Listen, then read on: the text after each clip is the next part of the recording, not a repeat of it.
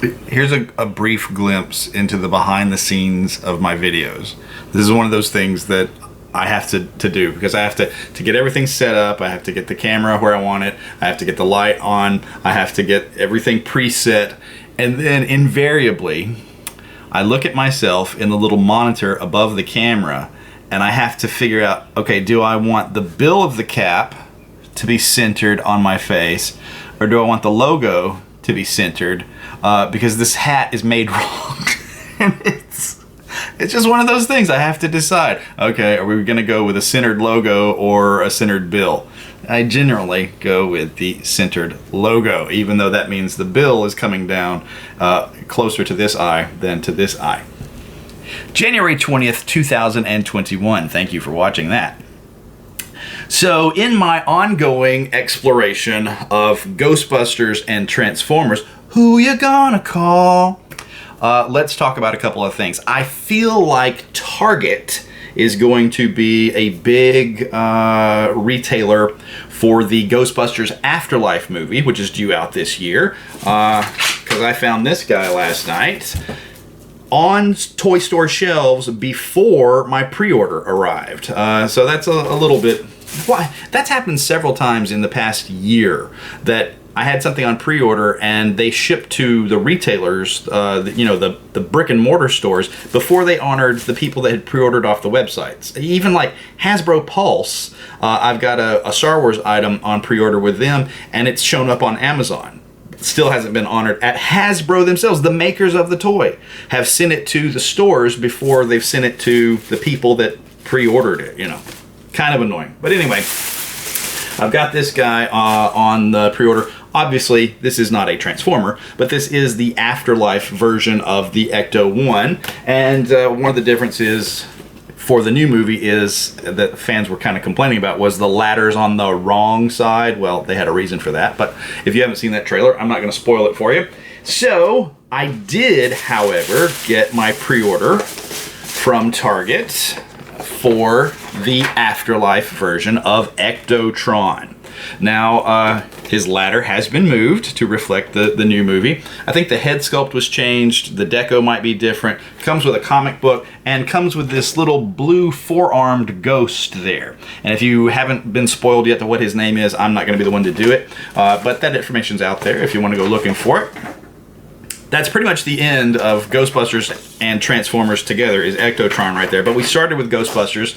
We used him as our segue point. Now let's talk about some classic Transformers characters, including Blaster here. I saw this guy on the Walmart shelf, and the price was $30. And I thought, I just found mine back in like July of 2019. Just, I don't know. If you got the one boombox, you got to get the other one, right? And $30 to buy the same thing over again, I was like, nah, pass, easy pass. Well, apparently a lot of people felt that way because they very quickly put this guy on markdown. I saw him for $22, messaged my good friend John Gibbons, who is a huge Transformers collector, and he said, well, actually at this store that I'm at right now, they're only $20, so he picked it up for me there. But yeah, got the Transformers reissue retro Blaster figure, which I'll probably just leave in the box since I know where my classic toy from the 80s is. So that's sort of a little, yeah, two-thirds of the original price, $10 off? Sure, why not? However, sometimes markdowns do not happen that quickly. Here's a case of a toy.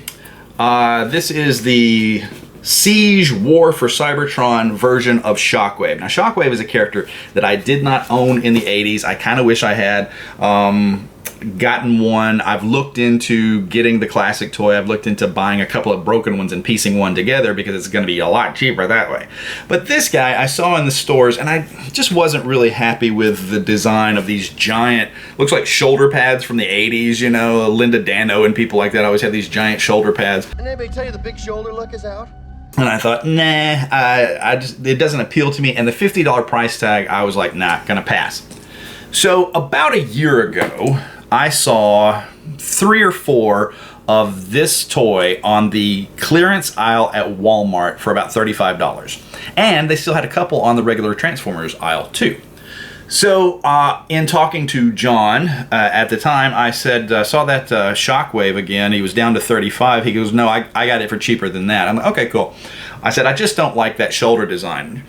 John says, oh, you know that's removable armor, right? That's part of his transformation. That's another thing that is a component that he stands on, and then you can put that armor on him. And I was like, no, I did not know that. He said, yeah, the figure itself without all that armor looks very similar, and the transformation is very similar to the classic toy. I said, well, I might get it then for $35. Go back, all gone. Every one of them gone. I don't know what happens, because that happened this year with some Playmobil stuff. I saw it and saw it and saw it and saw it, and it was not moving. And I go in one day and it's all gone. Now, either they have a day where they go, all the clearance stuff is now 75% off, and people just snatch it up. But can all the Playmobil collectors, can all the Transformers collectors happen to be in the store when that happens? Or, I wonder, does Walmart sometimes just go, throw all that clearance stuff in a shipping crate and we're going to pack it off to another store? I don't know how it is that the stuff just evaporates suddenly after sitting there for days and days and weeks on the clearance aisle. So he was gone. I checked other Walmarts around. I checked Walmart.com. I checked eBay, and nobody had him Walmart-wise. eBay sellers were wanting like $60 for him. They were wanting higher than retail. I said, no. Go in Target. Target had half a dozen of that toy sitting on the bottom shelf of the Transformers aisle. I have lost count of how many times I've been at Walmart, picked up that toy, taken it to the scanner, and it showed $49.99. I'm like, no, why? Walmart clearance this thing months ago, 6 months ago, 9 months ago, a year ago, you know. And the closer that we were getting to the holidays this year, or 2020, I was like, surely they're going to mark this guy down to make room for other stuff. No, didn't happen. Right after Christmas, I checked. Didn't happen. Not marked down. Here it is. It's now like 3 weeks after Christmas. Walked in Target, picked one up. There were only 4 left, so that was kind of a clue that something had happened. And took him over to the scanner, which is about 3 or 4 aisles away, and scanned that UPC code on the bottom, and he popped up $24.99. Now, I was there yesterday when I bought the Ecto, and these were now relocated further down on one of the little end caps with the big yellow clearance sign, and they had put price stickers on them that said $24.99. So I found that the price had been reduced before they had actually moved it off to the clearance aisle and put a reduced sticker to it. But anyway, I was like, yes, finally it has paid off. That refusal of mine to pay $35 or $50 paid off, and got the toy for $24.99, and I will have to open that up and see what's going on with him. Thank you for listening to my current tale about Ghostbusters and Transformers, and the occasional crossover, such as Ectotron, which fits in both categories. Have a great day. And doesn't this hat bother you now that you know that about the bill?